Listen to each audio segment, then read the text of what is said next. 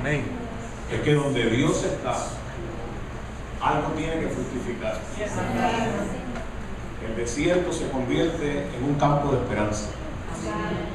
Y en esta tarde ya, yo quiero entregar la palabra que Dios ha puesto en mi corazón.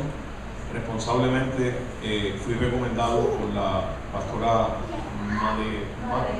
Madeline Knight de Tampa, una iglesia que amo mucho y que nos han acogido con mucho amor y cariño. Busquen su Biblia, por favor. Evangelio según San Juan, capítulo 21.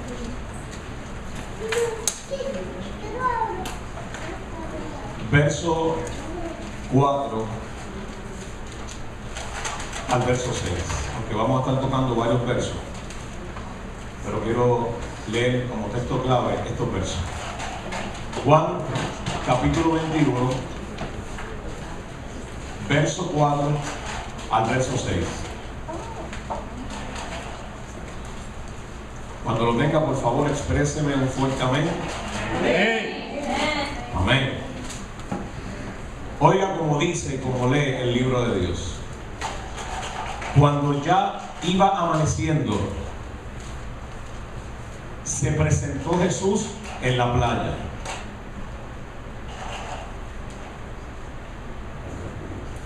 Que digo una mala camino ahí. Cuando ya iba amaneciendo, se presentó Jesús en la playa. Mas los discípulos no sabían que era Jesús.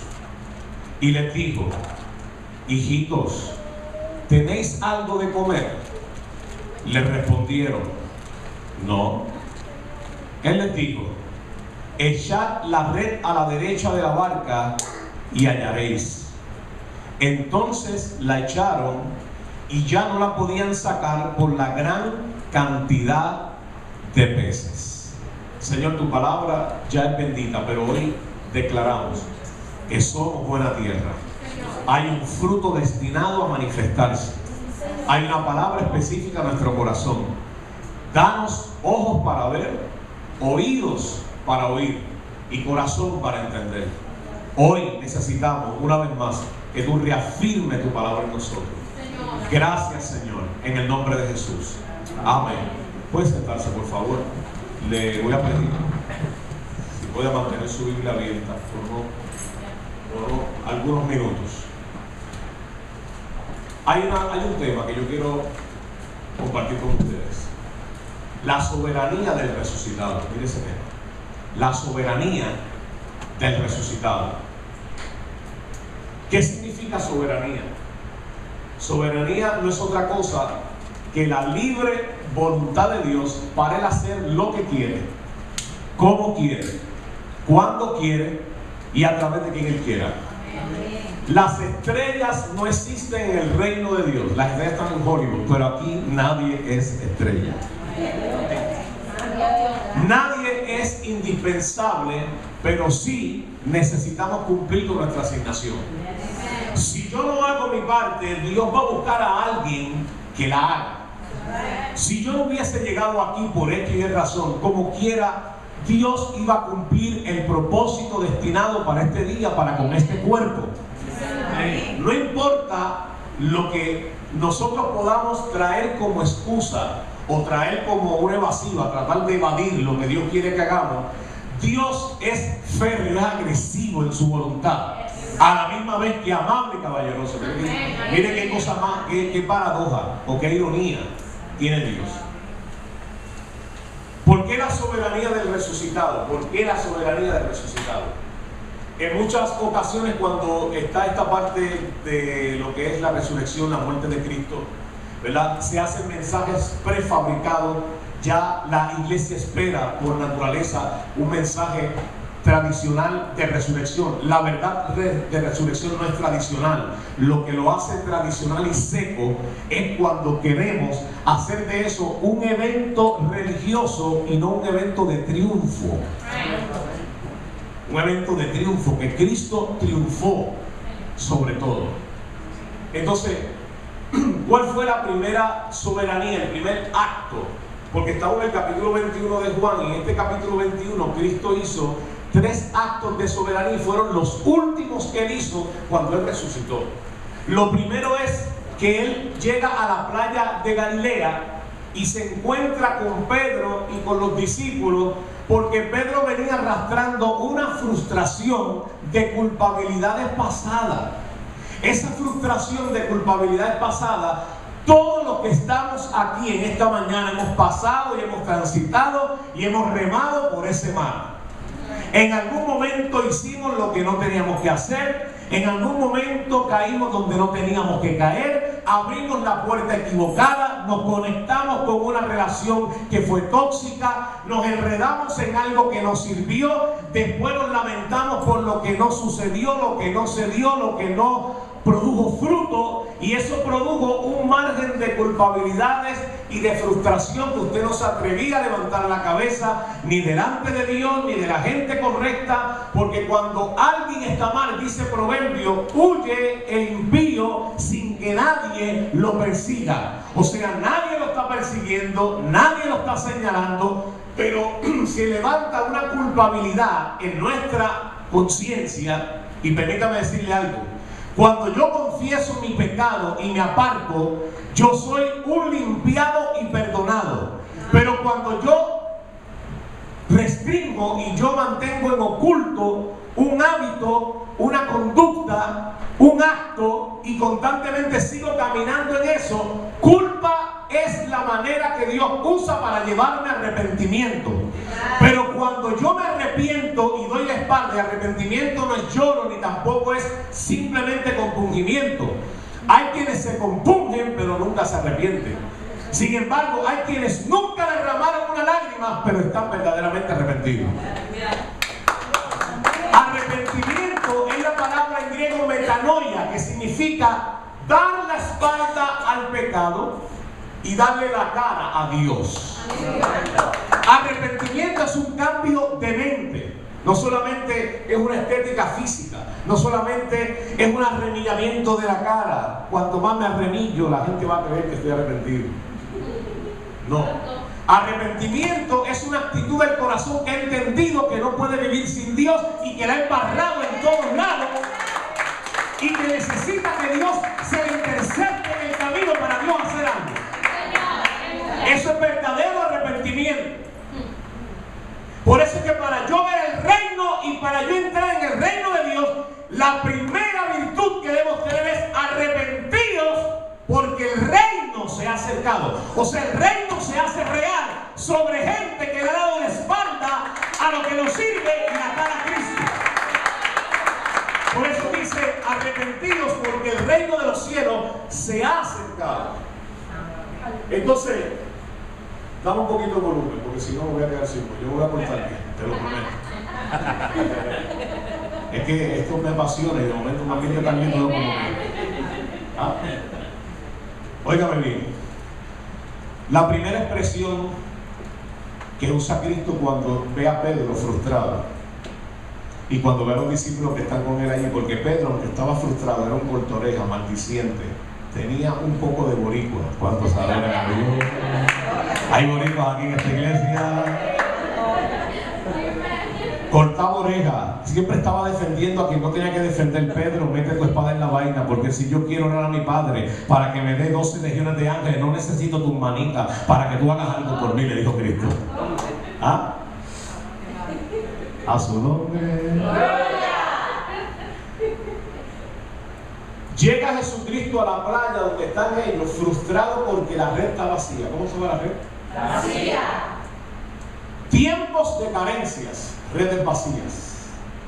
Tiempos de escasez, redes vacías. Tiempos de frustración. Frustración es el sentimiento que viene después que algo no salió como tú lo programaste. Eso es frustración. Expectativas no cumplidas, redes vacías. Agendas que no se cumplieron, redes vacías.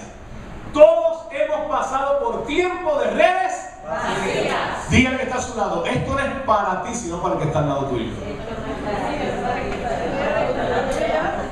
Es para que no se me enoje.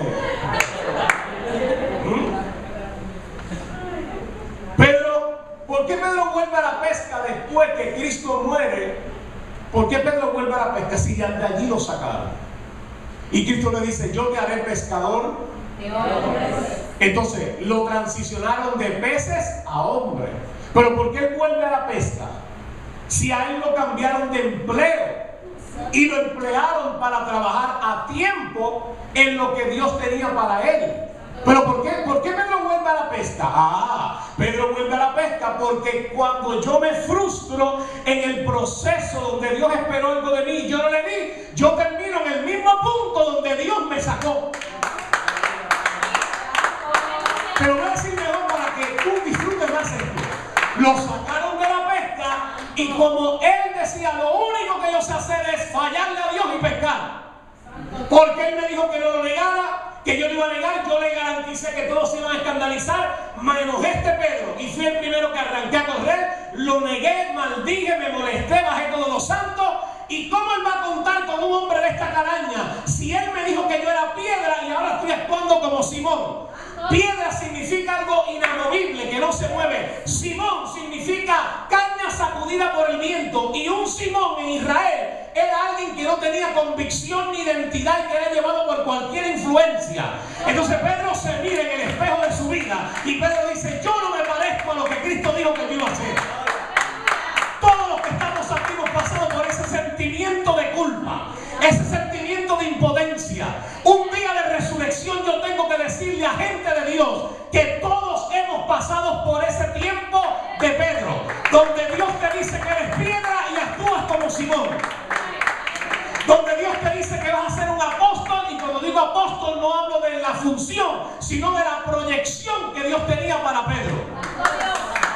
Y ahora estás actuando no como un apóstol, no como un predicador, no como un hombre de Dios, sino que te has enredado en aquello de lo que Cristo te sacó. ¿Por qué volvió a la pesca? Volvió a la pesca porque sentía que lo único que él sabía hacer bien era pescar. Y cuando trató de volver a hacer lo que creía que sabía hacer, ¿sabe qué pasó? Cristo le cerró la puerta y no pescó ni una guábara de Arecibo.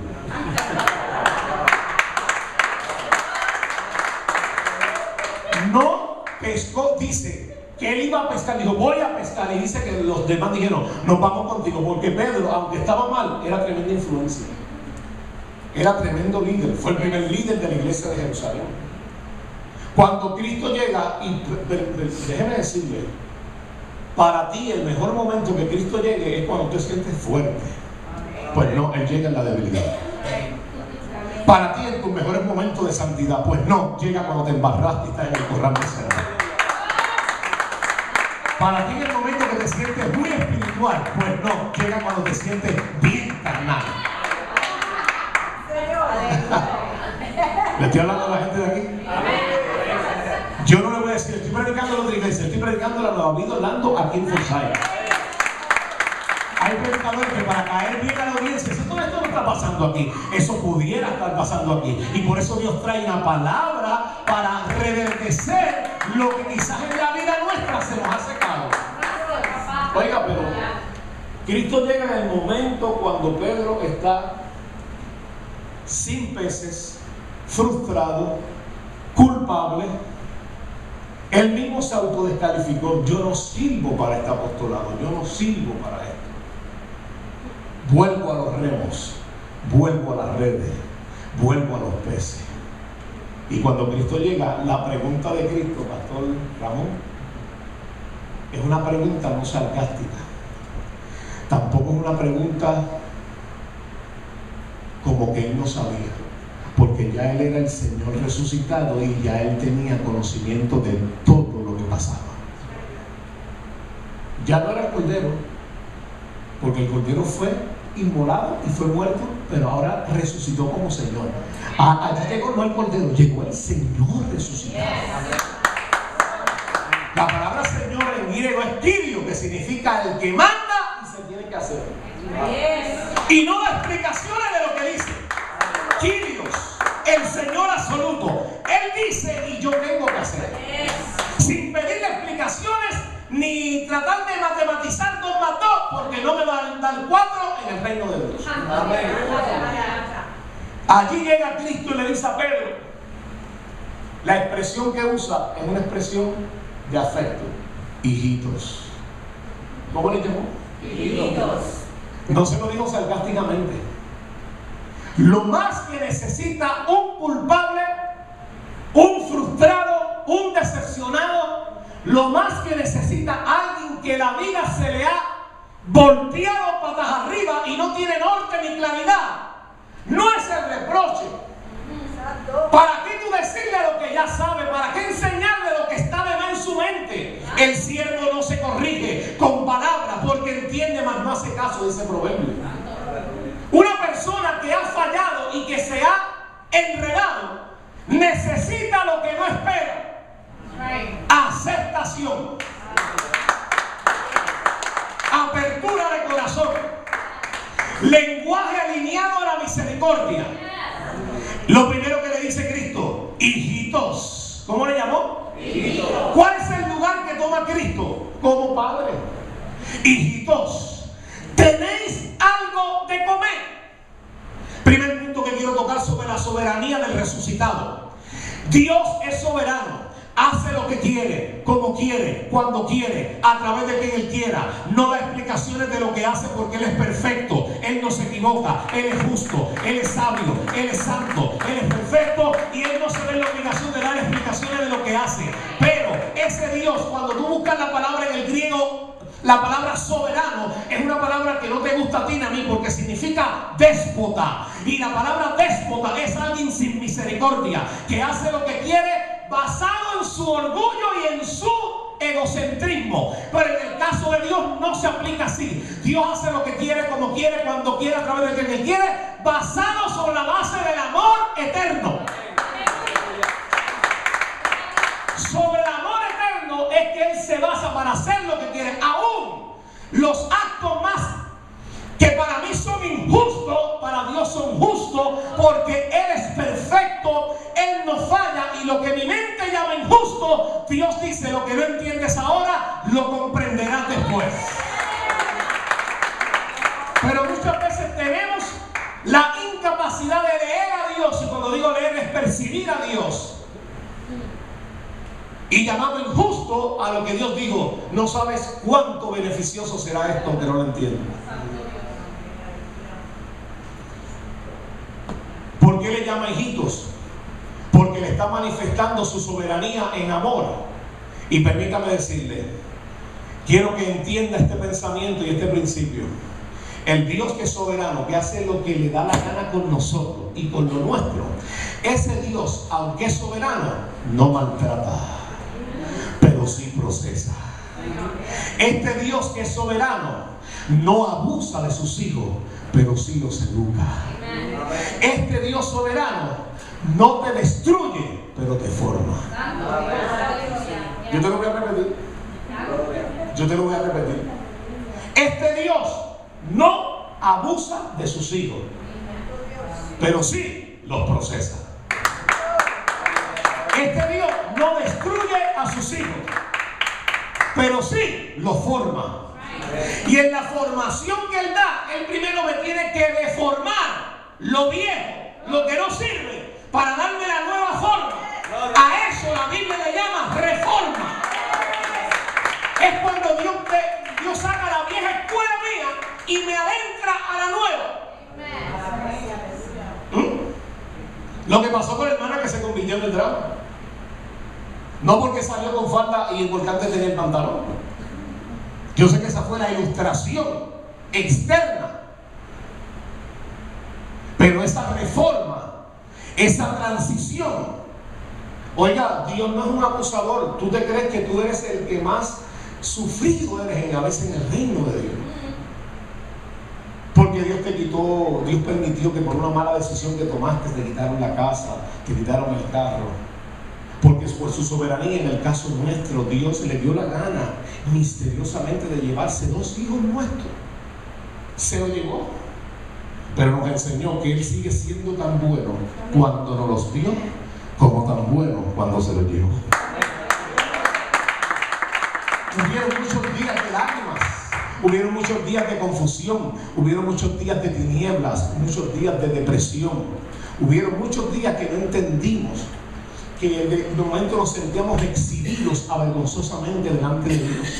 Pero Dios nos habló y nos dijo: yo les voy a dar un hijo. Me usó a mí personalmente una palabra de ciencia con mi esposa cuando llegamos a nuestra casa después de un culto o de varios cultos en el domingo que predicamos, y le digo a mi esposa que no quería saber de hijos y que aún en una ocasión la Marjorie me decía: tú debes divorciarte de mí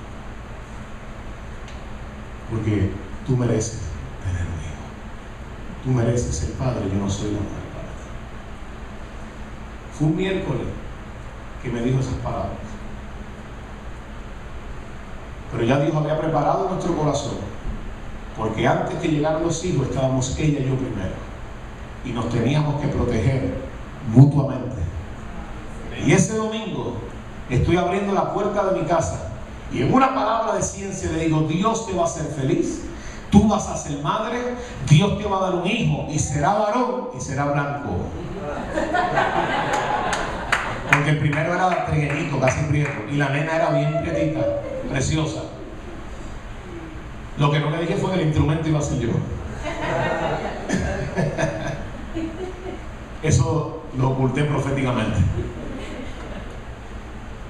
La palabra hijitos habla de un soberano que sabe exactamente lo que está haciendo con los suyos, aunque los suyos no interpreten bien lo que él está haciendo.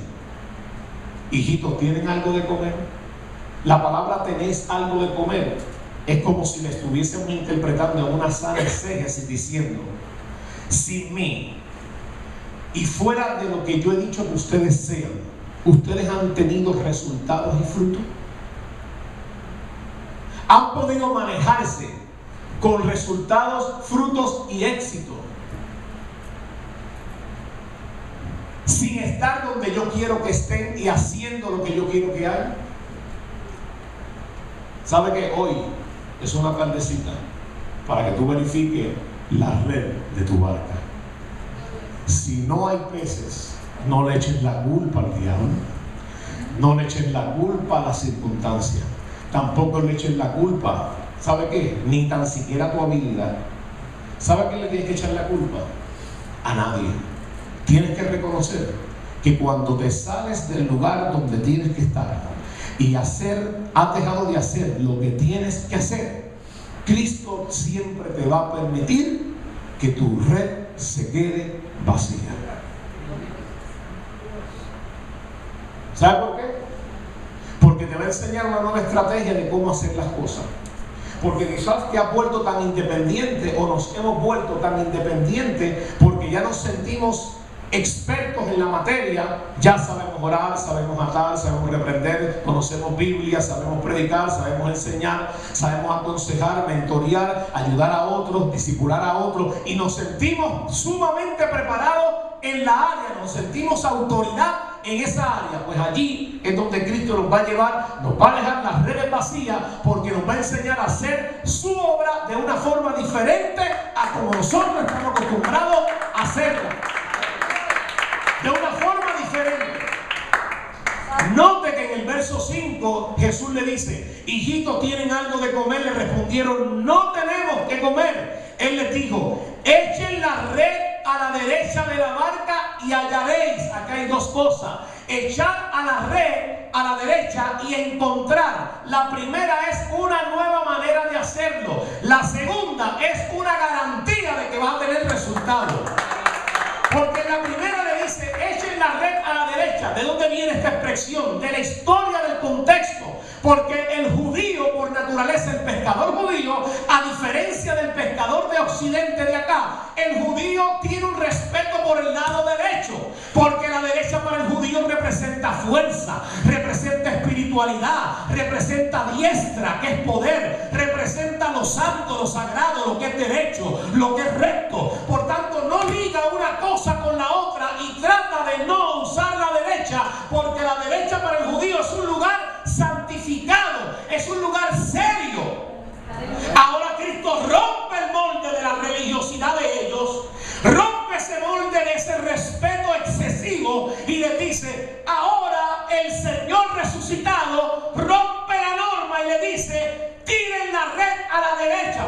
pero ¿cómo que a la derecha? Tú estás rompiendo las reglas. ¿Cómo que tirar a la derecha la red? Tiren a la derecha y hallaréis. Te da la garantía de que va a haber provisión. Vas a tener resultado.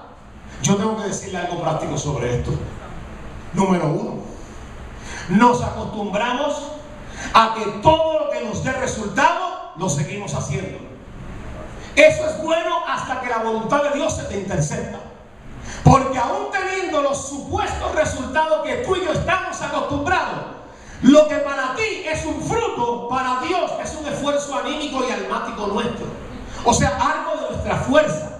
Y todo lo que procede de mi fuerza, de mi Ismael personal, no es bendito. Me explico. Abraham se acostó con Agar y de Agar nació Ismael. Y cuando nace Ismael, nació un problema que Dios por misericordia lo bendijo. Porque hasta ahora los árabes saben de los ismaelitas.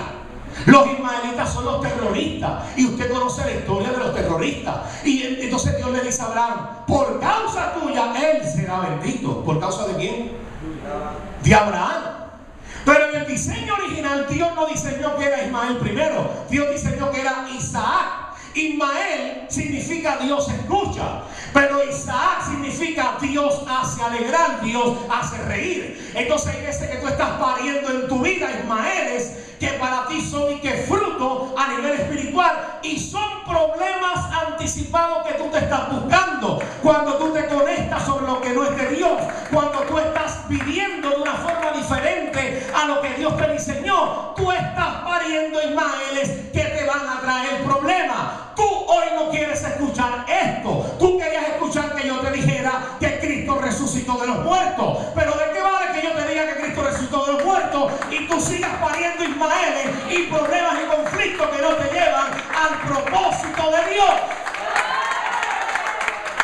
Tú tienes que escuchar hoy esta palabra en tu corazón y entender que tú tienes no abortar a Ismael. Ahora tienes que enfrentar a tu Ismael con la misericordia y que Dios intervenga en su tiempo.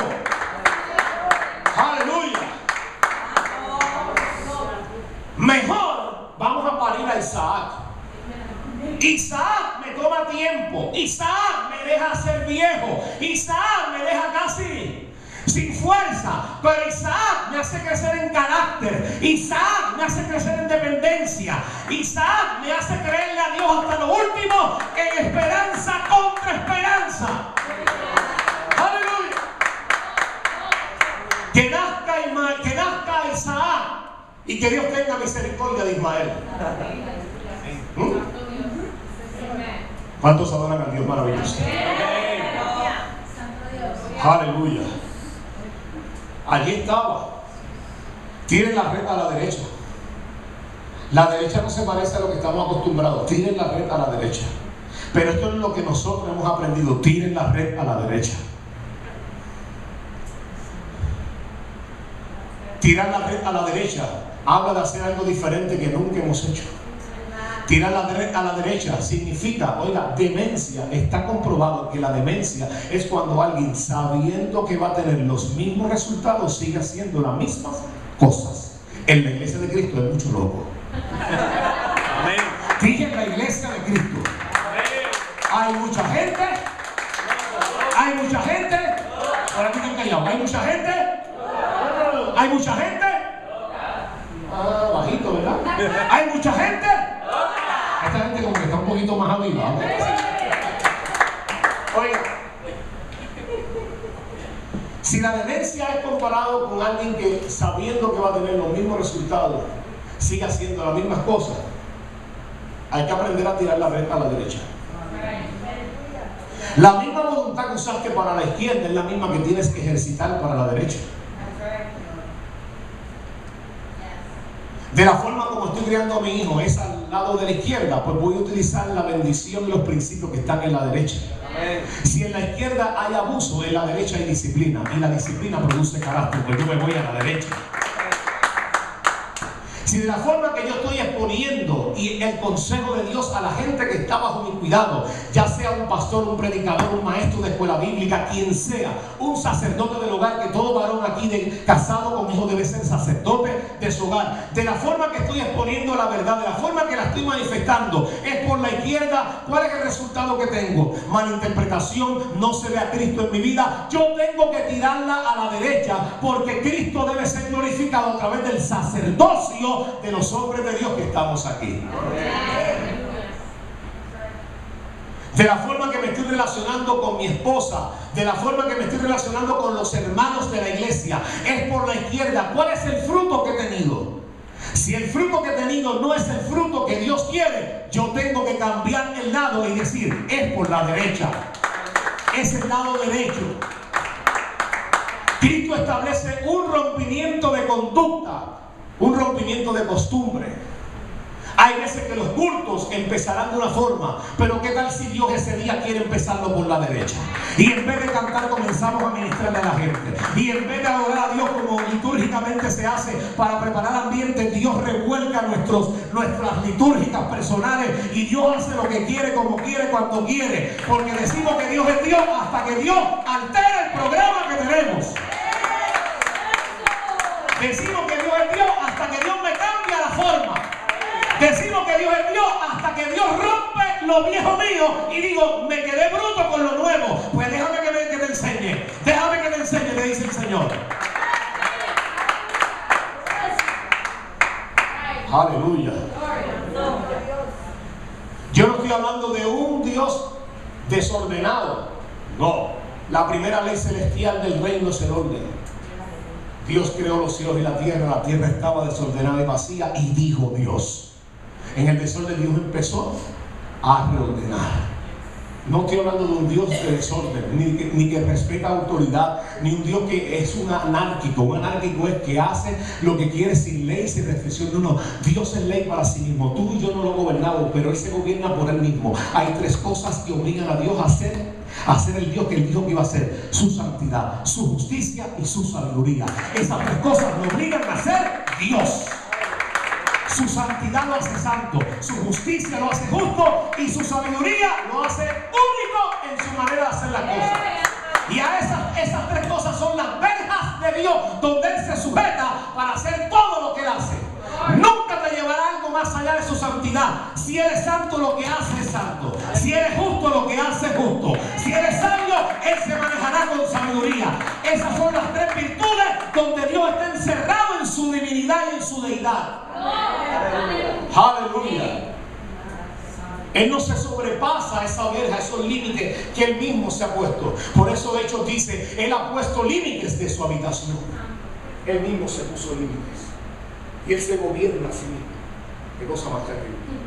Si Dios se gobierna a sí mismo, ¿cómo yo no voy a ser gobernado por un Dios que se gobierna? ¿Ah? Segundo acto de soberanía. Vaya conmigo, por favor. Necesito que usted vaya conmigo. Verso 16. Lea conmigo el verso 16.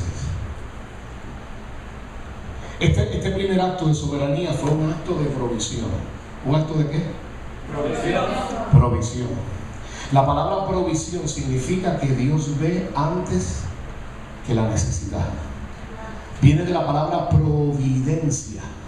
Pro es hacia el futuro. Videncia que Dios.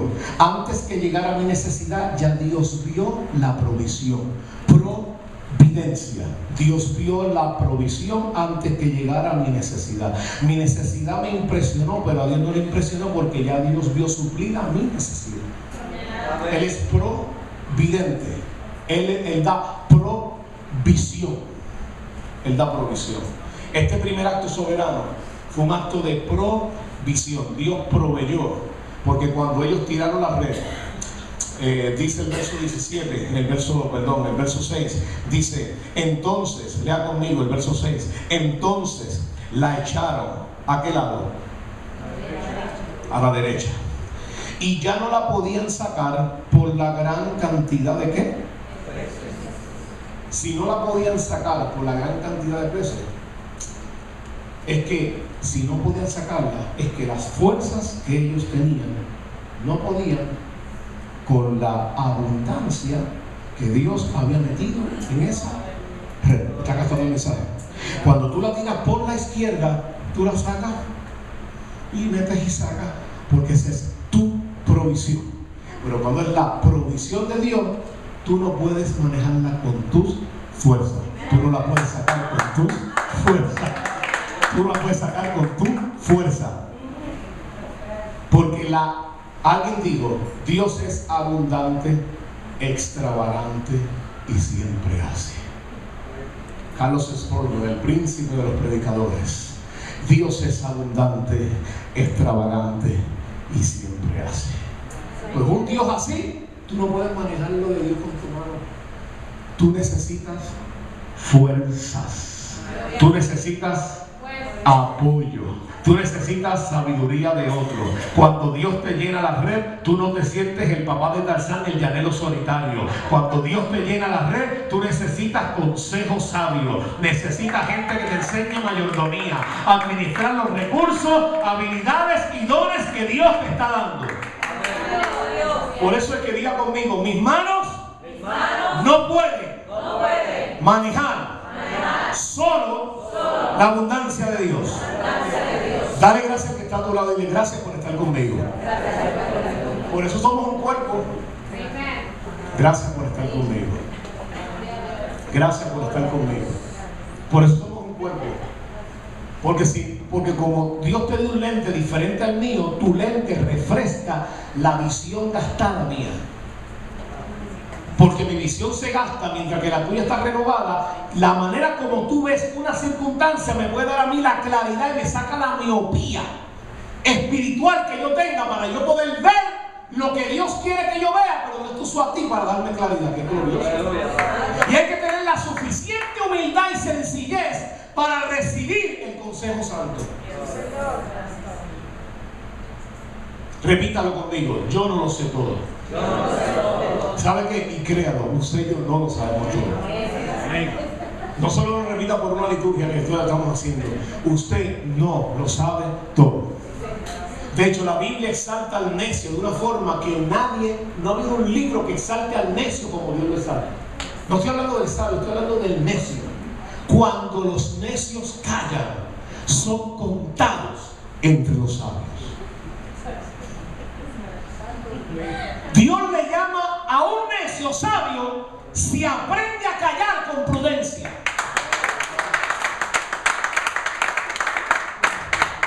Esto es glorioso. Mira el segundo acto de soberanía, y este acto va a ministrar a muchos corazones, jóvenes. Confío en el Espíritu Santo. Verso 15.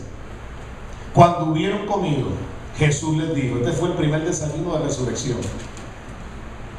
Cuando hubieron comido, Jesús dijo a Simón Pedro, Simón, hijo de Jonás, ¿me amas más que estos?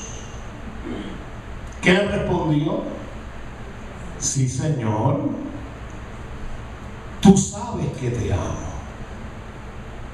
Le dijo el Señor, apacienta mis corderos. Pero yo tengo varias cosas que decirle a este verso. Número 1. Le pregunta en griego, y voy a hacerle esta analogía. Le pregunta en griego, Pedro, ¿tú me ágape? Y Pedro le responde, yo te fileo. Ágape, amor perfecto, sin condiciones, sin reserva. En el griego, acuérdese, yo no estaba hablando español como usted y yo. La Biblia en el Nuevo Testamento, usted lo sabe y se lo voy a refrescar, fue escrita en arameo y el griego. Esa palabra está en el griego, ese verso está en el griego. Y ese griego dice, Jesús dice, ¿tú me ágape? Pedro dice, sí, Señor, yo te fileo. Espérate, hay dos lenguajes aquí diferentes. Jesús está hablando de un amor que viene de la eternidad, que se deposita en ti para tú poder amar a Dios. Espérate un momentito. Este amor que Dios deposita en mí es el amor eterno de Dios por el Espíritu Santo. Pablo dice que la esperanza no avergüenza, porque el amor de Dios ha sido derramado en nosotros por el Espíritu Santo. O sea, para que yo pueda amar a Dios en la dimensión que Él merece ser amado, yo no puedo amarla con las emociones naturales que Él me dio. Yo necesito el amor sobrenatural del Espíritu Santo, y es como si Dios dijera: yo me voy a meter dentro de ti, porque Dios no tiene amor, Dios es. No es que Dios tiene, es que es. Una cosa es tener, como que Él dependiera de una fuente para recibirlo, y otra cosa que Él es la fuente misma del amor. Dios no tiene amor, Dios es amor. Como Dios es amor, Él no tiene ninguna fuente más arriba que Él. El Salmo 89 dice: mirando alrededor, no viendo a otro mayor que Él, juró por sí mismo. Cuando Él vio a los ángeles, dijo: no son mayores que yo. Vio la eternidad y dijo: si la eternidad es eternidad conmigo, pero sin mí no es eternidad, no hay nadie mayor en la eternidad. Cuando Cristo le dice a Pedro: tú me ágape, Pedro le contesta: yo con todo mi corazón te fileo. Pero cuando busca la palabra fileo en el griego, dice que es un amor de compañerismo, de buen trato, de servicio, de apoyo, de alguien que se da la diestra para ayudar y para estar contigo. Pero no es perfecto, porque es un amor con condiciones. Jesús le está diciendo a Pedro: tú me amas tan perfectamente que eres capaz de dejar todo por este amor. Hay una pregunta ahí que por edades, pastores, iglesia hermosa, por edades hemos interpretado que la palabra estos estaba hablando de los demás discípulos. Pero tengo que decirte algo. Cuando tú estudias bien el contexto, Jesús dice: Pedro, tú me ágape más que estos. ¿Quiénes eran estos? Tú dices: son los discípulos que estaban alrededor. Espérate, es que Cristo no tiene necesidad de comparar el amor de Pedro con los demás discípulos, porque eso es carnalidad. Y Cristo no es ministro de pecado. Cristo no va a estar diciendo: tú me amas más que ella o tú me amas más que él. Cristo no va a establecer rivalidad y afectar el amor fraternal entre los santos. Entonces ahí no está hablando de los discípulos. ¿De quién está hablando? ¿Quiénes son estos? Los peces que estaban en la red. Porque si había alguien que era apasionado, era vicioso, era un loco con la pesca, era Pedro. Y Cristo le está diciendo a Pedro: tu amor es suficientemente profundo para olvidarte de por vida de esta carrera, de este empleo por mi causa y mi reino. Tú eres capaz de olvidar todo esto que te apasiona por causa de lo que yo quiero para ti. Tú me ágape, Señor, yo te fileo. Amores con diferentes carriles. Esa pregunta el soberano resucitado le pregunta a Pedro. No se la dejamos a Pedro ahí. También es tuya. También es tuya. También es para mí esa pregunta. Dile a tu alma hoy qué es lo más que te ata, que se ha convertido en los años en que le has servido a Cristo. Esto se ha convertido en el dime y direte de la voluntad de Dios contigo.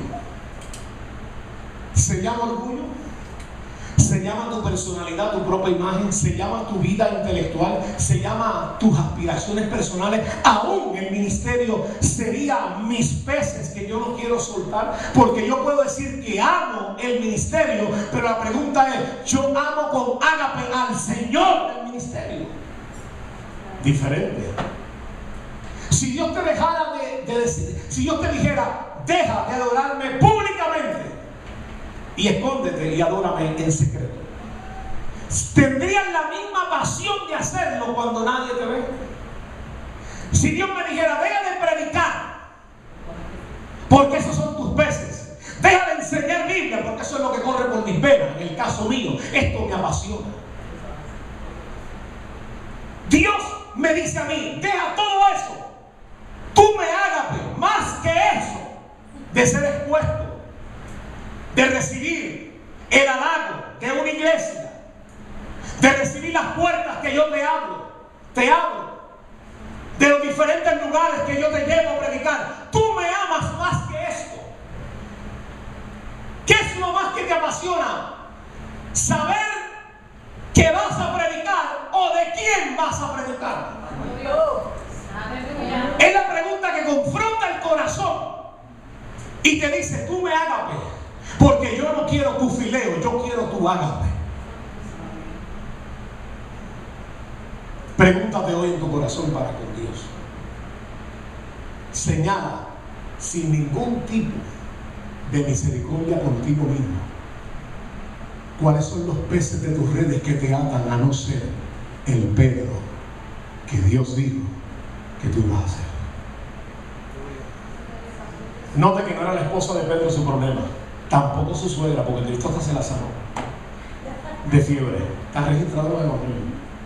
Tampoco era su ministerio, porque él se descalificó él mismo. Él dijo, yo no sirvo para esto. El problema de Pedro era su profesión, su vocación, su seguridad económica. Allí estaba el temor más grande de Pedro. Y Cristo le dice, tu amor para mí es más que lo que tú amas a estos. Y imagínense los pescaditos brincando y Pedro mirando. O sea, cuando están en los últimos aires que tienen, son 1 minuto y pico que ellos duran mientras están afuera buscando aire. Ese minuto era crucial y Cristo en el momento le pregunta, ¿tú me amas más que esto? Y después se lo preguntó, después de desayunó, los peces estaban ricos cuando los probó. Y dice, después que los alimentaste, probaste, ¿tú me amas más que esto? Santo, poderoso Dios. Dile en el oído que está a tu lado, ¿cuáles son tus peces? ¿Cuáles son tus peces? Oiga, él le responde, sí Señor, tú sabes que te amo, yo te fileo. Él le dijo, apacienta, ¿a quién? ¿Cómo le llama? Lea la Biblia, dice mis corderos, no mis ovejas, mis corderos. Espérate, los corderos son los recién nacidos, las ovejas son las maduras. ¿Cuál es el contexto de aquí? No me haga una exégesis de afuera hacia adentro, vamos a hacer una exégesis de adentro hacia afuera. ¿Cuáles son los corderos que está hablando? Para Pedro esos corderos eran los gentiles que él no quería, que fueron los mismos que se les revelaron allí en el aposento cuando él estaba esperando el almuerzo a la hora sexta del mediodía, y dice que él vio un lienzo y ese lienzo bajaba y el ángel le dice, mata y come. Y él dice, ¿qué? Soy judío del estirpe de Israel y por esta boca no se ha metido nada inmundo. Él dándole tesis a Dios.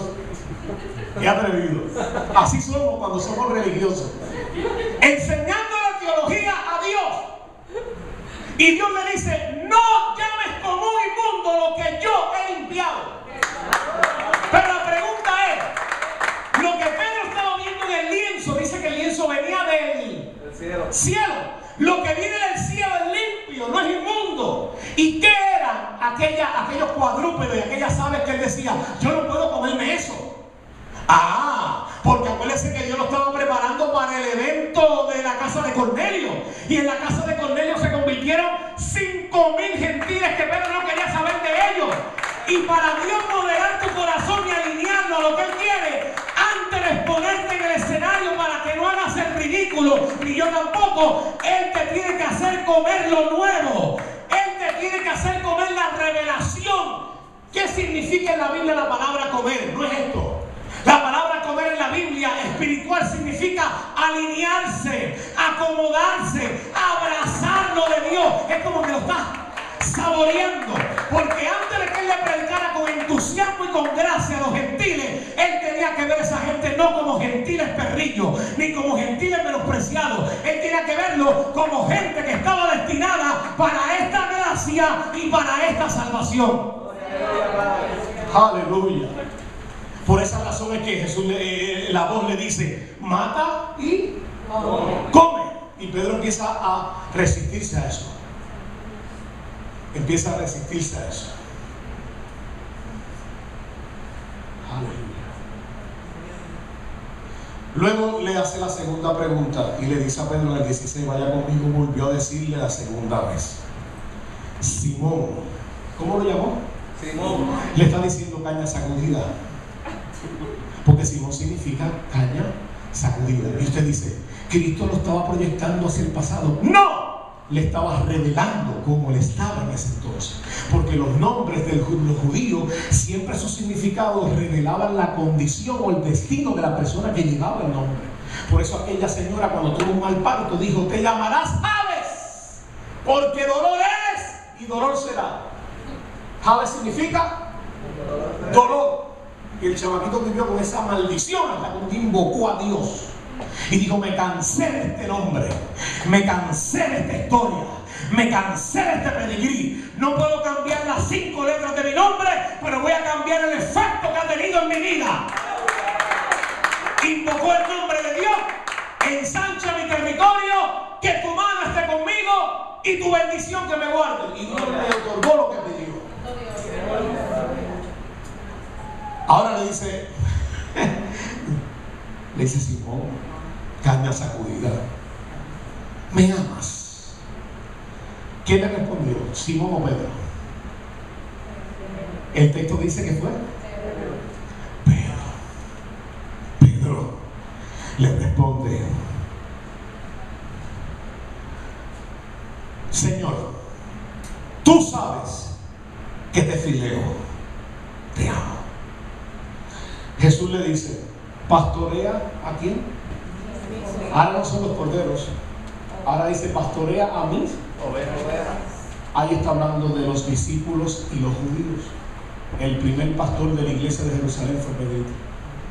El primero que Dios usó para revelar por qué razón aquella gente estaba ni que borracha del Espíritu Santo. Cuando dijeron: tú estás ebrio, tú estás borracho, el primero que se levantó en la reunión fue Pedro, que dijo: son las 9 de la mañana y la ley dice que no se puede beber a esta hora. Por tanto, esta gente no está borracha con vino ni con mosto. Esto es lo que dijo el profeta Joel: derramaré mi espíritu sobre toda carne. Estamos viviendo tiempo de cumplimiento.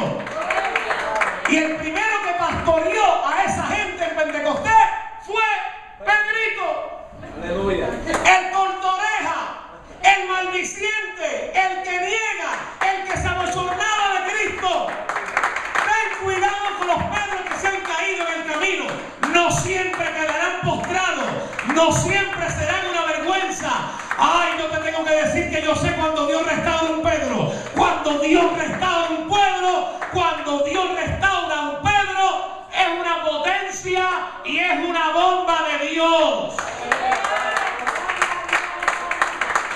Hoy te puedes gloriar de los Pedros que están caídos. Mira cómo negó y después que dijo: una semana le doy. Ten cuidado con el dedo amenazador, porque Dios te puede sorprender. Los Pedros que se cayeron en Galilea son poderosos en Jerusalén. Hay un Pentecostés que Pedro va a ser sorprendido. No te alegres de la caída del que se cae, porque dice Proverbio que Jehová te puede devolver el abadón en la maldición contra ti. Sé facilitador de los que se caen. Sé puente. No seas precipicio. Mire esto. ¿Por qué Cristo le dice: apacienta mis corderos? Después le dice: apacienta mis ovejas. Primero trata con el corazón y luego con la misión.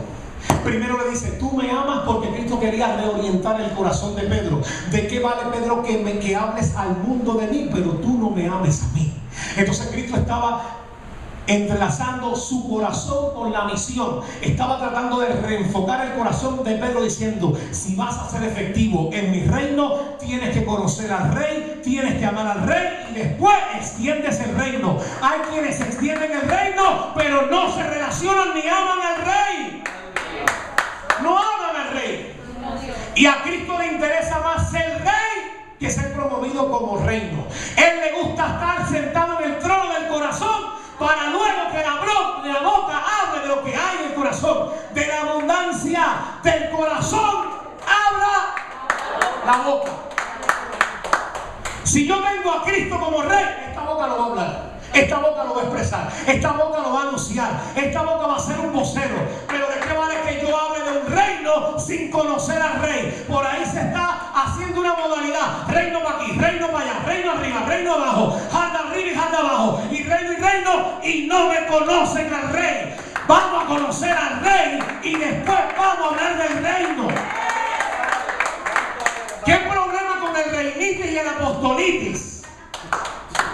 Creo en los 5 ministerios y creo que la iglesia es apostólica, pero no creo en la jerarquía de que un apóstol diga: yo soy el que te imparto, yo soy el que te doy la revelación. No, Espíritu Santo es el Señor de la iglesia. Solo somos administradores. 1 Corintios capítulo 4 verso 1. Téngannos los hombres por administradores de Dios y de los misterios de Dios. Cuando tú me tienes como administrador, tú me dejas en el lugar donde Dios me puso. La iglesia es bendecida, yo soy beneficiado y Dios es glorificado. Aleluya. Pero se ha levantado una actitud apostolística, y yo no voy a hablar de eso, porque yo no vine a hablar de eso. Pero esto daña el corazón, la sensibilidad espiritual. Que cargan la Biblia, que secan el sudor. Oye, está bueno eso. Si yo fuera manco algo, pero mientras yo lo pueda hacer, te agradezco. Entonces lo que empieza a hacer eso, ¿sabe lo que es? Escúchalo bien. Lo que empieza a hacer eso es alimentar una vanagloria escondida, y después cuando no le cargan la Biblia, no le secan el sudor, se siente que lo están deshonrando. ¿De qué estamos hablando? Pastora, ¿de qué estamos hablando? Gloria a Dios que usted como pastora se puso a danzar aquí. Y no dijo: no, yo danzando, eso es para la jovencita que... No. Cuando tú eres de Cristo, eres tan poderoso en el púlpito, como barriendo, como danzando, como cantando, como estando sentado, porque nuestra vida está escondida en Cristo. Nuestra vida está escondida en Cristo, en Dios. Primero Dios necesita reorientar. ¿Me amas? Necesita reorientar mi corazón. Tú me amas, Pedro. Tú me amas. 3 veces le pregunta, no para fastidiarlo ni para reprocharlo, sino para que a través del coloquio, de la entrevista que tiene con Cristo, él se dé cuenta en dónde está realmente su corazón. Porque cuando estás en el púlpito no te das cuenta, cuando estás en el ejercicio del ministerio no te das cuenta, pero cuando hablas a solas con él, él te revela dónde está tu corazón. Yo puedo creer que soy poderoso porque estoy predicando efusivo, pero cuando estoy en él me hace ver cuánta inmundicia hay en mí, cuánta carnalidad está estorbando mi vida. Porque es cuando yo hablo con Cristo y estamos a solas y yo, se revela la intención del corazón. Por eso Jeremías preguntó: engañoso es él más que todas las cosas y perverso, ¿quién lo conocerá? Yo, Jehová, que escudriño la mente y que pruebo el corazón. Punto. El viejo que lo conoce, el viejo. Es el que conoce el corazón. Jeremías 9:17. Allí lo puede encontrar ese texto. A su nombre. A su nombre. Siento la presencia de Dios también. Estoy terminando y creo que estoy terminando. El pastor se ríe porque esa es la anestesia de los predicadores. Es que, ¿sabe qué? Denle un aplauso a Cristo. Tú estás tan sabroso aquí con ustedes. Esto está tan rico. ¡Aleluya! ¡Gloria a Dios! Oiga, le presenta 3 preguntas a Pedro en una entrevista, y la pregunta no tenía que ver con la comisión, sino con la condición del corazón. Entonces hay dos inquietudes que Cristo quiere cerrar en la vida de Pedro. Antes de que seas testigo desde lo alto y que seas testigo del poder de lo alto y testifiques de mí, yo necesito centralizar ese corazón. Porque tú quieres trabajar para mi obra, tú tienes mucho entusiasmo, mucha pasión, pero pasión sin una condición correcta va a ser una vergüenza para el reino. Entonces Dios está poniendo el corazón en la brújula correcta. En el norte, claro. Cristo le culminó diciendo a Pedro: si tú me has filiado, en las 3 ocasiones me has filiado, me has amado como fileo. Tú has sido un buen compañero, lleva 3 años conmigo. Yo sé que me ha dado dolor de cabeza, le arrancaste la oreja a aquello y se la tuve que poner. Tuviste problemas con tu suegra y te la tuve que sanar, porque tú querías que yo te la llevara, pero te la tuve que sanar. Tuviste problemas en el día de la multiplicación, tú querías que todo el mundo se fuera a dormir porque estabas cansado. Yo multipliqué los panes y te puse a repartir. Tú me has dado problemas a mí, pero yo voy a terminar mi obra en ti, porque tus epístolas, tú vas a escribir 2 epístolas y no se van a llamar primera y segunda de Simón, se van a llamar primera y segunda de Pedro. Tú vas a hacer la piedra que yo dije que ibas a hacer. Aleluya. Y las epístolas de Pedro se llaman primera y segunda de Pedro. Ahora, ¿por qué le dice apacienta mis ovejas, apacienta mis corderos? Y después le dice pastorea. Pastorear no es lo mismo que apacentar. Apacentar es alimentar, pastorear es dirigir, dar dirección, dar norte, dar claridad, dar seguimiento. Entonces, Cristo está honrando, diga conmigo, honrando. Cristo está honrando a Pedro. ¿Por qué? Porque se lo está diciendo delante de los discípulos, donde saben que él había caído, y para que la autoridad de Pedro fuera restituida a los ojos de los demás, Cristo tenía que honrarlo delante de los demás, porque Cristo no avergüenza a sus discípulos. Cristo tenía razones para descalificarlo, pero en la restauración que está haciendo, le está diciendo: como Señor resucitado, yo te levanto de esta negación. Yo te dije que el gallo iba a cantar, yo te advertí que el diablo te había zarandeado, pero yo rogué al Padre que tu fe no falte, porque tú no vuelves a los remos. Tú eres un apóstol, yo te llamé y tú vas a cumplir lo que yo te he dicho. Aleluya. Cristo restaura la autoridad de Pedro. Cristo restaura la posición de Pedro delante de los discípulos. Y cuando Cristo restaura, la visión de los demás tiene que cambiar sobre ti. Ya no veían al Pedro caído, ya no veían al Pedro que negó. Ahora vieron un hombre restablecido que aprendió de su error, que aprendió de las áreas de tinieblas y está caminando en transparencia y en luz. Ahora Cristo lo honra y le dice delante de todos: el pastor aquí eres tú. No es ni Juan, ni es aquel, ni Jacobo. Y mire que Juan era fiel. Diga conmigo: gracias a Dios por los Juan. Diga: gracias a Dios por los Juan. Los Juan son una tremenda bendición, pero para trabajar con gente difícil, Dios usa a los Pedros. Para trabajar con gente maniática, autoritaria, manipuladores, Dios tiene que usar a los Pedros. Hacen falta los dos. Déjeme decirle que al Cristo establecer ese restablecimiento de autoridad, la imagen de Pedro comenzó a restaurarse. Ya no veían como el apóstol.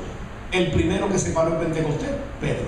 El segundo que predicó en la casa de Cornelio, Pedro. Y de todos ellos, antes de que Pedro cayera, Cristo le dijo: a ti te daré las... ¿La qué? Los hermanos católicos dicen que Pedro es el que tiene las llaves del reino de los cielos, pero ahí no está hablando del reino de los cielos. Dice: yo te daré las llaves. No dice la como si fuera una, sino las, porque son varias. Yo te daré las llaves del reino. La pregunta es: ¿cuándo Pedro usó esas llaves del reino? La primera llave que abrió fue en Pentecostés para abrirle el conocimiento a los judíos. La segunda llave la usó en la casa de Cornelio, y después usó testimonio, sanidades, milagros y prodigios, porque eran las llaves del reino para anunciar el reino. Entonces los hermanos católicos tienen una buena intención de interpretar, porque el Papa en la historia interpretó que era así, pero no, el primer Papa no fue Pedro, porque la Biblia no habla de eso. Le digo: tú eres Pedro, y sobre esta roca edificaré la iglesia. Y los hermanos católicos interpretan y dicen que sobre Pedro está la iglesia. Pero ¿quién era la roca? La roca no era Pedro, la roca era la revelación que salió boca de Pedro? ¿Cuál era la palabra que salió de la boca de Pedro? Tú eres el Cristo, el Hijo del Dios viviente. Esa es la roca donde estamos nosotros, la iglesia. Gloria a Dios por eso. Ahora, amados, una vez que Cristo restaura la imagen de Pedro ante los discípulos, porque está hablando del Señor resucitado, no el Cordero, el Señor resucitado. Y el Señor resucitado es el que establece, quita y pone. Una vez que el Señor cuadró esta parte del corazón y lo puso a apacentar y lo puso a pastorear, venimos a la última y gran acto de soberanía. El más que nos va a doler a nosotros. Vaya conmigo al verso 20. Verso 20. Volviéndose Pedro, verso 20. Volviéndose Pedro, vio que le seguía el discípulo a quien amaba Jesús. ¿Quién era ese? Juan. El mismo que en la cena se había recostado al lado de él y le había dicho: Señor, ¿quién es el que te va a entregar? Cuando Pedro le vio, le dijo a Jesús. Mire lo que Pedro le dijo a Jesús. A mí me encanta esta pregunta porque, mire, pastor Ramón Dávila, ¿verdad? Debe decir Rey Dávila.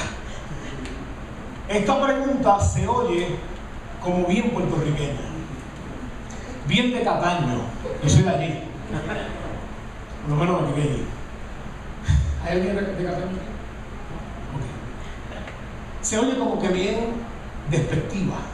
¿Y qué es este? Mi esposa y yo tenemos un código. Yo no le digo esta y ella no me dice este. No se oye bien despectiva. Es que esta, ahí el marido le dice: mira, es que esta. No, eso se oye bien despectiva. Ese código nosotros lo respetamos, él o ella. Pero en el griego, esta expresión es bien despectiva. Es una expresión que tiene molestia. ¿Por qué? Porque Pedro, Cristo, si usted estudia después, se dará cuenta que Cristo le habló a Pedro de su destino y le dijo: tú me vas a glorificar muriendo de la misma forma, pero al revés, con la cabeza para abajo y los pies para arriba. Cristo le dice en el verso 19, le dice, dando a entender así como Pedro glorificaría con su muerte. O sea que hay muertes que glorifican a Dios. Uy, qué raro, ¿verdad? Entonces, Pedro se queda con esta. Pedro dice: me encanta lo de pastorear y me encanta lo de apacentar, pero no me gustó que voy a morir de una forma que no quiero. Porque Cristo le dice: vas a ser martirizado y con tu muerte vas a glorificar a Dios. Eso Pedro lo tenía perturbado. ¿Cómo lo tenía? Perturbado. Entonces Pedro se queda con esa y de momento ve a Juan, que Juan no le dio mucho problema a Cristo. Estaba recostado del pecho, sumiso todo el tiempo, al pie de la cruz. Fue el hombre de confianza donde Cristo le encomendó a su madre y le dijo: madre, he ahí tu hijo, hijo, he ahí tu madre. O sea, Pedro tenía un tremendo pedigrí con Cristo. En el libro de Cristo le estaba muy bien parado Pedro. Es Juan. Y Pedro en el momento dice: a este lo manda a cuidar la mamá. Y lo manda y le llama al hombre de su confianza. Y a mí me manda para pastorear, a apacentar y después que me maten. Y Pedro está tratando de cuajar en su mundo espiritual lo que Cristo, porque no es fácil cuando tú digieres la voluntad de Dios. Y cuando lo que Dios te dice no se parece a lo glorioso que te profetizaron un día, o a lo que te dijeron y la proyección que tú tienes de ti mismo en el espejo personal tuyo, tú dices: pero Dios me habló de esto y yo me veo de esta forma y Dios me habla de esto. Entonces, que está hablando de una muerte, de un martirio, de una cosa que es aterradora. Y de momento Pedro dice: ¿y qué tú vas a hacer con esto? Imagínense la cara de Pedro, bajito, sudado, mirándolo, casi ladrando por dentro. De Juan siempre. Preguntándole a Cristo: ¿qué tú vas a hacer de esto? La contestación del Señor me encanta. Cuando Pedro le vio, verso 21, cuando Pedro le vio, dijo a Jesús: Señor, ¿y qué de este? Jesús le dijo: si quiero que él quede vivo hasta que yo venga. ¿Cómo dice esa pregunta? Pero en el griego no lo dice así. Te lo voy a decir como dice en el griego: ¿y a ti qué te importa? en el griego vulgo, que es el griego que se escribió la Biblia, el griego vulgo del pueblo, dice: esto a ti no te interesa. Tú sígueme. Tercer acto soberano. Y cierro Biblia para que se motive que voy a terminar. Después dar a mi esposa para que sepa, miren, hace la día mi hermanito. La expresión que usa Cristo: ¿qué te importa a ti? Primer punto de ese acto. ¿Por qué Pedro pregunta: ¿y qué de este?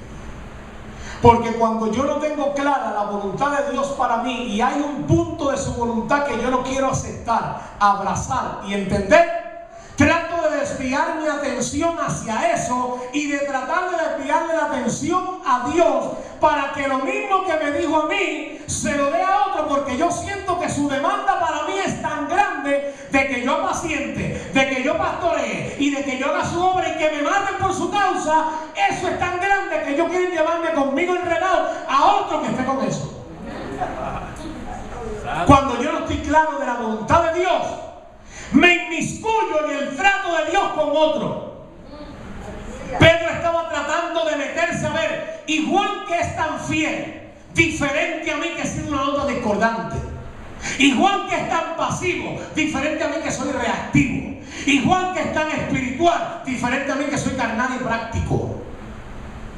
¿Quién es este? Porque tú me estás diciendo, me estás preguntando que si yo te amo. Si yo te amo, ¿por qué me mandas a matar y a ser parte del martirio? Y Juan, ¿qué pasa con Juan? Su fidelidad, porque él fue más fiel. Oh, ¿qué estaba haciendo Pedro? Pedro, en su batalla mental, como te pasa a ti y a mí, está diciendo: yo sé, Señor, que yo no he sido tan fiel como Juan, pero porque Juan es fiel, no lo van a matar, y porque yo te fallé, ¿me van a matar? Oh, eso es grande. Pero Cristo no estaba haciendo lo que estaba haciendo, ni estableciendo el destino de Pedro como unas consecuencias de su pecado. Aunque hubiera sido fiel, aunque nunca me hubiera fallado, estaba destinado que tú me ibas a glorificar a mí de esta forma. Nada de lo que has hecho es una causa para yo devolverte en represalia tu infidelidad. No, yo no estoy tratando contigo mi propósito del punto de vista de tu infidelidad y deslealtad. Yo te estoy revelando mi destino, porque esto es lo que el Padre me ha dado para ti, porque tú has de glorificar al Padre de esta manera. Cuando usted y yo no entendemos nuestro propósito, y esto no es teoría, esto es del corazón.